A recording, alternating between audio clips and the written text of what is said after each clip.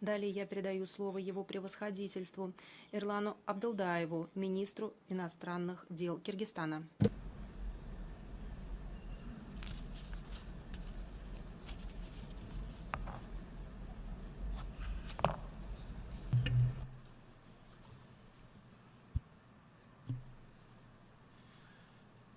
Уважаемый господин председатель, ваше превосходительство, дамы и господа, прежде всего позвольте поздравить господина Петера Томпсона с избранием на пост председателя 71-й сессии Генеральной Ассамблеи ООН. Также позвольте поблагодарить председателя 70-й сессии Генассамблеи ООН господина Могенса Ликетофа за плодотворное руководство его работой. Кыргызстан поддерживает тему нынешних дебатов, цели устойчивого развития, всеобщие усилия для изменения мира, которая видится нам весьма своевременной с учетом принятия в прошлом году 17 целей устойчивого развития и Парижского соглашения в области изменения климата. Господин председатель, 31 августа этого года Кыргызстан отметил 25-летие своей независимости. Все это время Кыргызстан движется по нелегкому пути к построению демократического, правового и экономически развитого государства. Прошло всего 6 лет после апрельской народной революции 2010 года, которая открыла путь к возрождению Кыргызстана. Мы гордимся достижениями нашей страны за этот период.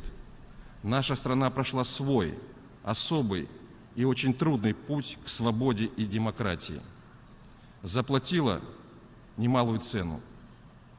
Свободолюбивый народ Кыргызстана, извлекая тяжелые уроки из ошибок первых 20 лет независимости, сегодня вышел на путь стабильности и представил миру свой опыт преодоления острых общественно-политических кризисов и построения общества свободных людей. Кыргызстан выстрадал и сделал свой осознанный выбор в пользу построения парламентской демократии. В октябре 2015 года мы впервые в истории своей страны провели выборы в национальный парламент с использованием биометрических технологий. Результаты выборов были приняты всеми политическими силами и стали залогом единства народа. Также международное сообщество единогласно признало их как демократические. Пользуясь случаем, хотел бы выразить генеральному секретарю ООН и всем дружественным странам признательность за их поддержку при подготовке к парламентским выборам. В следующем, 2017 году, в нашей стране состоятся очередные президентские выборы. В этой связи мы призываем ООН и страны-партнеры продолжить поддерживать наши усилия по проведению выборов главы государства в соответствии с международными стандартами. Господин председатель, Кыргызстан всецело поддерживает принятую всеобъемлющую повестку международного развития до 2030 года. Мы приветствуем то, что цели устойчивого развития были выработаны с учетом уроков реализации целей развития тысячелетия, а также учитывают потребности развивающихся горных стран, не имеющих выхода к морю, к числу которых относится и наша страна. Среди целей устойчивого развития для Кыргызстана наиболее приоритетными являются такие направления, как сокращение бедности, продовольственная безопасность, качественное образование и здравоохранение, экономический рост, энергетика и охрана окружающей среды. Как известно, одним из 3 столпов повестки международного развития до 2030 года является экологическое измерение. В Париже мы все вместе достигли консенсуса по соглашению в области изменения климата. Со своей стороны, Кыргызстан полностью поддерживает это глобальное соглашение. И вчера мы подписали Парижское соглашение на полях Генассамблеи ООН. В Кыргызстане последствия повышения глобальной температуры уже приводят к природным катаклизмам и чрезвычайным ситуациям, колебанию водности горных рек, чрезмерному таянию ледников, деградации уникальных горных систем и, как следствие, к негативным социальным последствиям. Наносится ощутимый урон секторам экономики.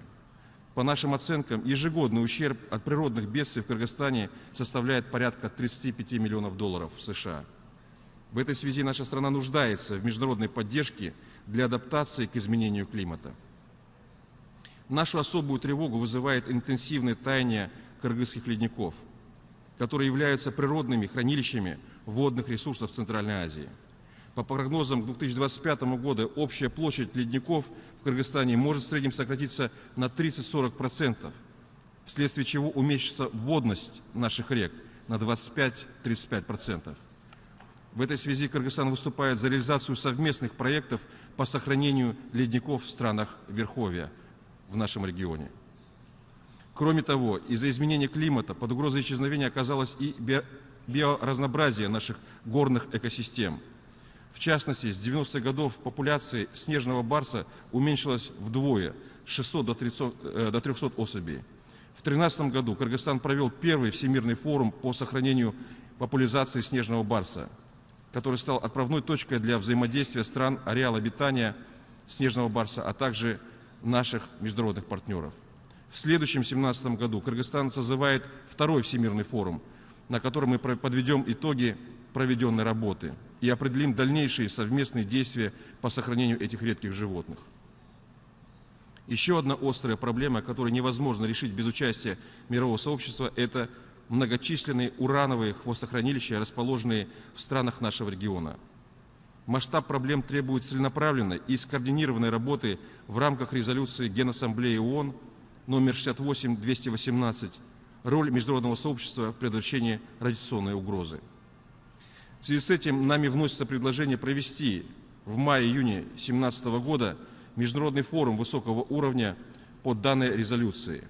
Кыргызская республика готова осуществить соответствующие подготовительные работы совместно с заинтересованными странами и международными организациями. Надеемся на поддержку международного сообщества в этом направлении. Господин председатель, устойчивое развитие каждого государства зависит от обеспечения безопасности и стабильности, в том числе на глобальном уровне. К сожалению, наша нынешняя встреча в ООН проходит на фоне международной напряженности в Афганистане, в странах Ближнего Востока и Северной Африки, в Украине. В отношениях между ведущими державами мира не сняты противоречия по актуальным вопросам международной политики. Продолжается санкционное противостояние. Таким образом, международная ситуация и конфронтационные позиции некоторых стран не способствуют решению современных вызовов и угроз на основе коллективного подхода под эгидой ООН. Вместе с тем и глобальный характер требует от всех без исключения стран мира продолжить сотрудничество и взаимодействие в интересах всего человечества.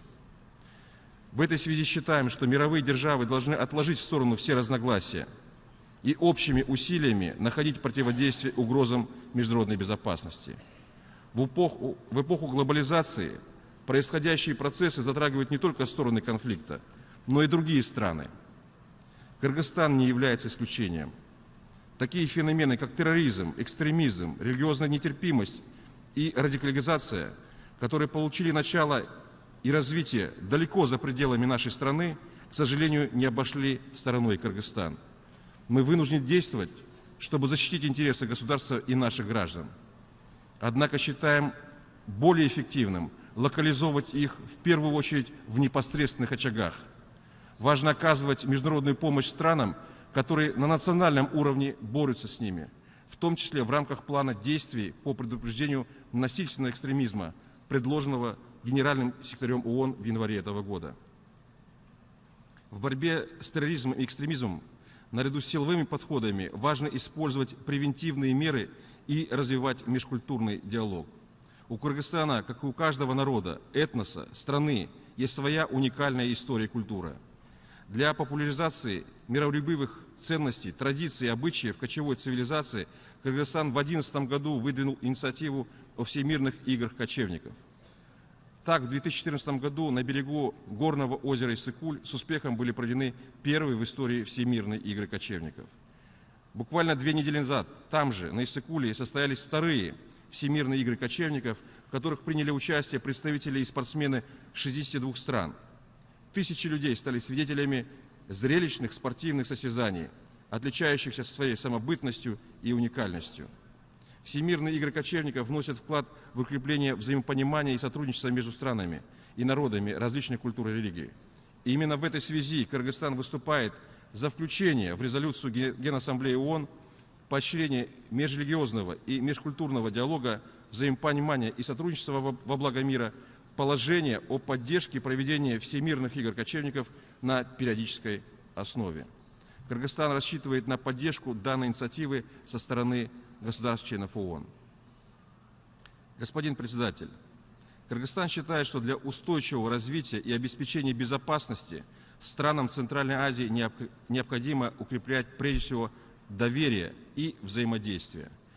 Сегодня приходится констатировать, что далеко не все существующие проблемы в регионе Центральной Азии удается успешно и оперативно решать.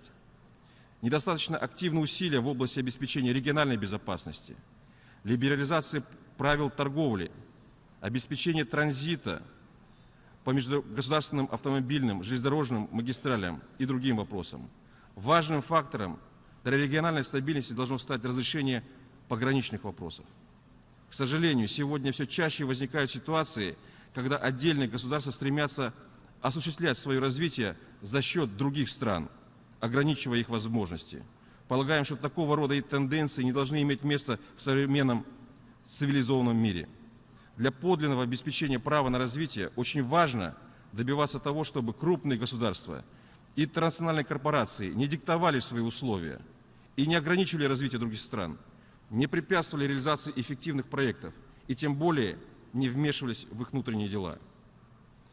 В цивилизованном мире нельзя допускать развитие одних государств за счет развития других. Полагаем, что любое международное сотрудничество должно основываться на принципах взаимной выгоды и уважения интересов друг друга. Для достижения этого мы считаем в настоящее время весьма актуальным на международном правовом уровне прямо закрепить право государственного развития. Господин председатель, вопрос водно-энергетических отношений в Центральной Азии заслуживает отдельного внимания.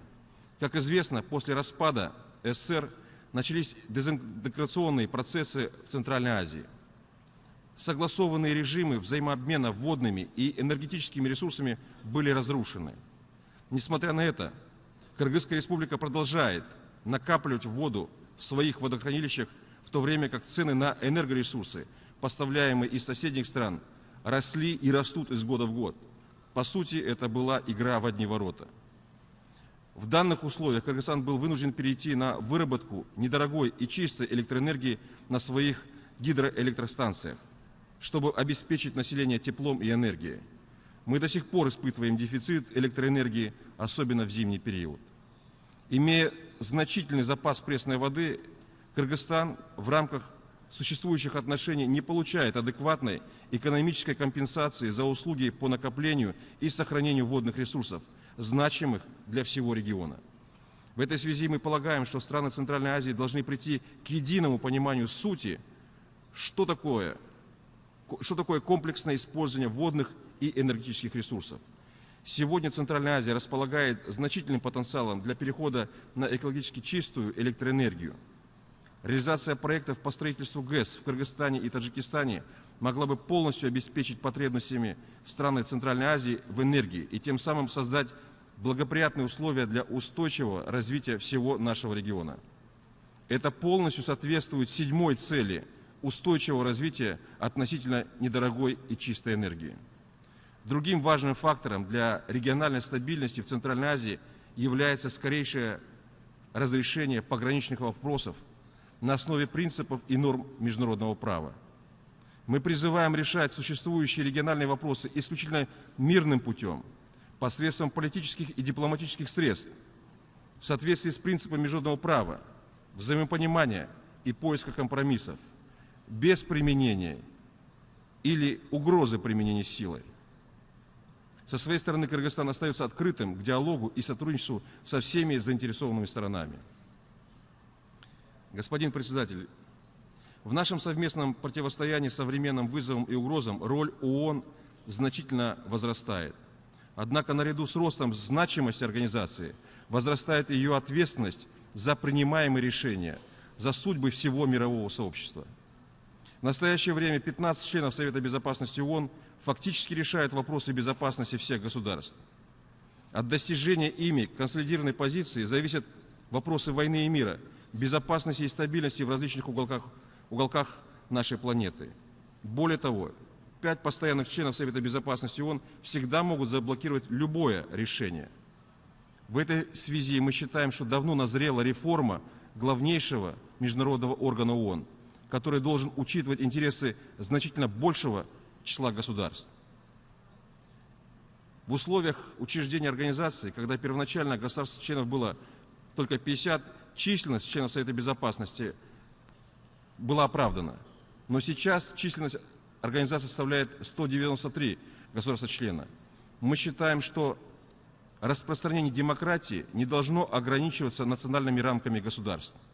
Наступила пора внедрения демократических принципов при выборах членов главных органов ООН, в том числе и Совета Безопасности. Другая реформа должна коснуться процесса избрания генерального секретаря ООН.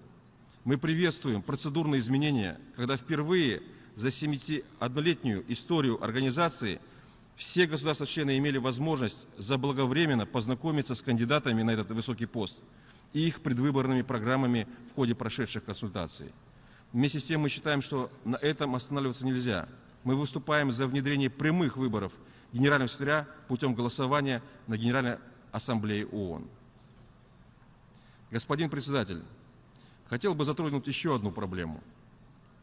С 20 по 23 сентября 2016 года Бюро по демократическим институтам и правам человека ОБСЕ предоставило площадку для выступления Кадыржану Батырову, осужденному решением Верховного суда Кыргызской Республики и заочно приговоренному к пожизненному лишению свободы за тяжкие преступления по организации и разжиганию межэтнической розни в 2010 году. Тем более находящимся в розыске. Он также объявлен в розыск и Российской Федерации в 2013 году за мошенничество в особо крупном размере. Кыргызстану в сотрудничестве с ОБСЕ удалось достичь многих и блестящих успехов. Однако БДИПЧ ОБСЕ своей политикой провоцирует конфликт, который может привести к дестабилизации ситуации и непредсказуемым последствиям в нашей стране. Мы страна, которая с трудом встала на путь построения парламентской демократии.